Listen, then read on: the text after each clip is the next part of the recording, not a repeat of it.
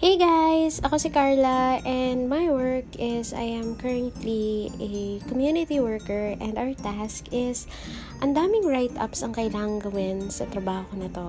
And on top of that, I'm taking Masters in Public Administration.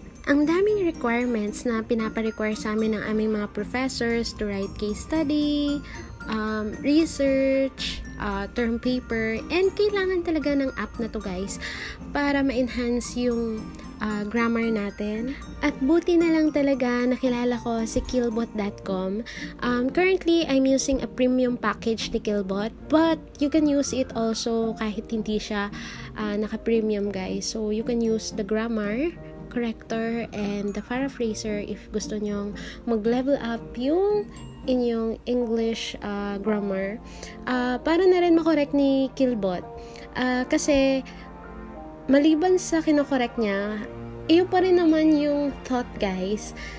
Sa atin pa rin naman nanggagaling yung thought. Hindi naman natin pinapasulat kay Killbot lahat. So, yung trabaho lang ni Killbot is to enhance and develop our English grammar. So, para hindi naman putyo-putyo kapag nag-send tayo ng ating mga case study sa professor or case study sa work or term paper or anything like that. So, ayan.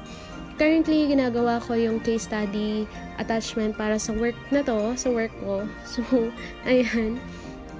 So, I'm currently enjoying the use of Killbot sa buhay ko kasi mas napapadali yung buhay-buhay natin. So, sobrang helpful niya. Kasi kapag sarili mo lang, sobrang tagal mong matatapos yung case study and on top of that, marami pang mga mali-mali sa grammar natin. So, eto, nakahang yung aking monitor dyan. Hindi ko alam kasi hinaghanap ako ng pwedeng ma-sample sa inyo guys. But, ayan nga, nakita nyo na kanina sa first clip and my task for today's video is just to introduce Killbot.com kasi I find it na underrated siya or below rated siya kasi nasasapawan siya ni Grammarly at saka ng ChatGPT.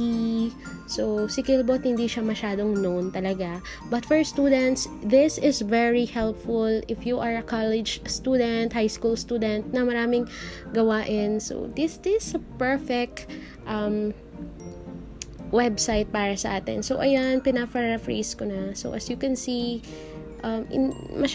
di masyadong kita kasi mahirap talagang walang stand. Who knows guys, baka yung website na to ang magiging dahilan ng pag-angat ng grades mo or ang pag-level up ng abilities and style mo when it comes to writing. So, ayan, we're not born as an English speakers or English lit na mga highfalutin words yung ginagamit, but somehow it will enhance our knowledge pa rin sa writing. I'm currently enjoying talaga the use of Killbot, so I hope you guys did get something from me today kasi yan yung goal natin, yung mag-share ng experiences sa kapwa. So, sharing is caring guys. So, thank you so much for watching. So, see you guys on my next one.